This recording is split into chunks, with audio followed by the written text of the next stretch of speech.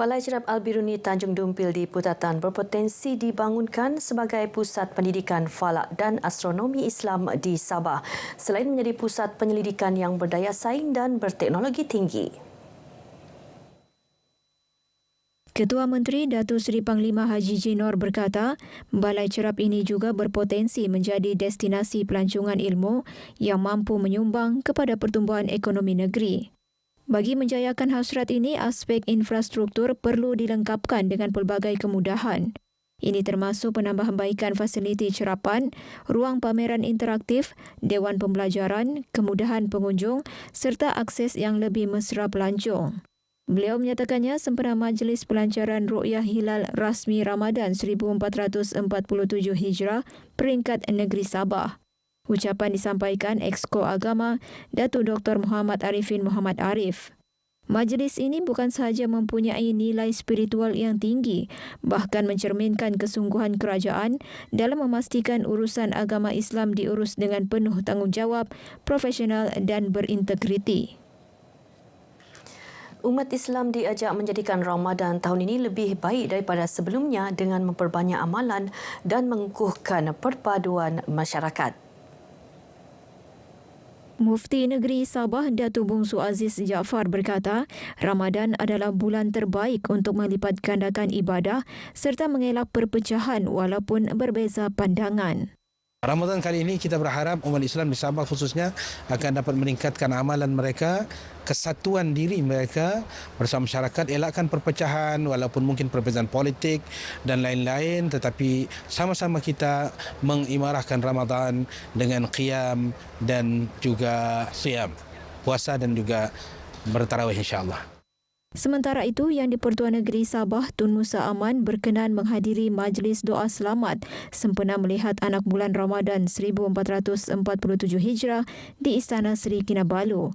Majlis dimulakan dengan solat fardu maghrib dipimpin Imam Masjid Abad Makkah Al-Mukarramah Muhammad Sharif Muhammad Imran. Dalam majlis sama, bacaan Yasin turut diadakan dengan dipimpin Imam Masjid Negeri Suhaidi Kuanting. Cuti umum sempena Tahun Baru Cina dimanfaat orang ramai untuk membuat persiapan menyambut bulan Ramadan. Tinjauan di beberapa pusat beli belah sekitar ibu negeri mendapati kehadiran pengunjung meningkat untuk membeli belah keperluan berpuasa. So, persiapan untuk Ramadan tu nothing much lah untuk permulaan ni. Tapi so far okey lah. Even my family pun ada yang Chinese. So we are celebrate all together. Semua pun kita celebrate.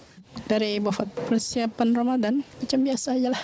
Hari ni adalah beli barang sikit. Tapi bukan bukan untuk sendiri lah. Ada juga sikit cari kurma. Kami datang di sini ialah untuk buat persiapan sempena menjelang Ramadan nanti dengan ialah beli sikit-sikit untuk anak-anak. So far adalah sikit-sikit sudah. Tema tahun ni Kak? InsyaAllah mungkin beer lah. Macam tahun-tahun lepas juga beli kurma, beli telekong untuk persediaan untuk tarawih. Sebenarnya dari kemarin lagi stay di KK. Semua ambil kesempatan cuti sambil bawa anak-anak jalan dan sebelum puasa lah. Memang kami sudah expected ramai orang masa Ramadan. Ya, kami sudah memang buat persiapan awal lah sebulan begitu. Jadi apa-apa kami sudah siap promosi daripada segi social media, daripada secara fizikal. Sambutan Tahun Baru Cina kali ini membawa tuah berganda buat Sabah apabila kira-kira 1,400 pelancong antarabangsa tiba di lapangan terbang antarabangsa Kota Kinabalu, sekaligus menyemarakkan kempen Tahun Melawat Malaysia 2026. Ketibaan pelancong dari Singapura dan Incheon diraikan dalam suasana penuh warna-warni, menampilkan persembahan kebudayaan dan simbol kemesraan rakyat negeri ini.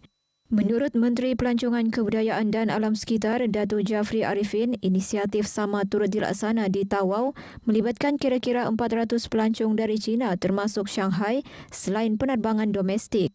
Program bukan sekadar sambutan perayaan tetapi strategi memperkukuh imej Sabah sebagai destinasi pelancongan mesra, berbudaya dan harmoni. Objektif program ini adalah untuk menyambut tetamu dengan keramahan dan kemesraan di Sabah yang memang terkenal dengan rakyat Malaysia yang mempunyai keramahan menyambut tetamu. Kita juga adalah sambutan Tahun Baru Cina, salah satu upacara dalam kepelbagaian etnik di negeri Sabah. Kemeriahan sambutan Tahun Baharu Cina menjadi platform terbaik menonjolkan hospitaliti rakyat Sabah kepada dunia selaras aspirasi menjadikan Sabah antara pilihan utama pelancong.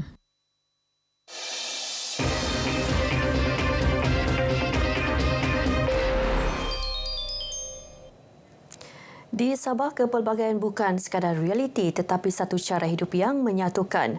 Bagi komuniti Cina Muslim, Tahun Baru Cina diraikan sebagai warisan budaya dengan suasana penuh hormat antara agama dan kepercayaan. Muhammad Syafif Syahiran Deni ada laporannya.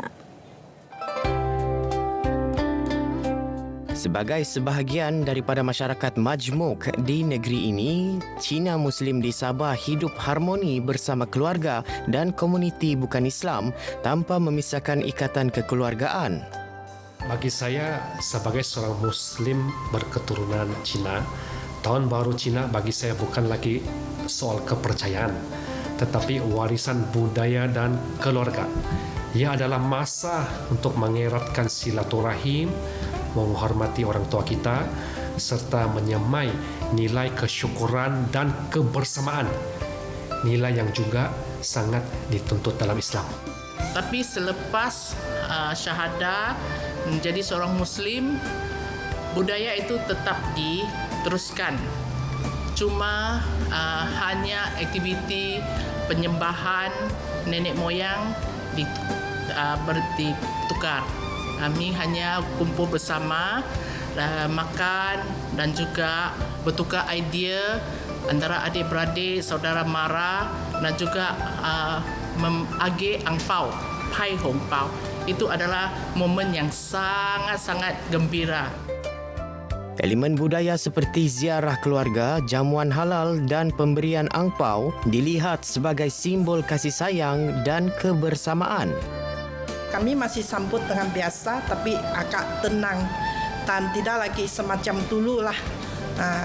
Tapi untuk adik kaum keluarga saya hanya ada 3 orang adik lelaki. Jadi untuk mereka masih lagi mereka di luar, mereka non-Muslim. Bagi saya, kami saling menghormati. Macam di Sabah bila hari perayaan tidak kira apa bangsa, agama, kita semua sambut sama-sama lah. Asal cuti, ada masa dan semua family kumpul-kumpul. Tidak pedulilah apa agama semua. Inilah contoh keharmonian pelbagai kepercayaan selari aspirasi Malaysia Madani yang menekankan nilai hormat, ihsan dan perpaduan. Di sebalik perayaan ini terserlah satu nilai menyatukan masyarakat Sabah. Perbezaan tidak memisahkan, sebaliknya menguatkan hubungan dalam kepelbagaian. Sing Nian Kuai Le, Wan Se Rui, Senti Chen Kang, Gong Si Fa Cai, Syafif Syahiran Deni, RTM.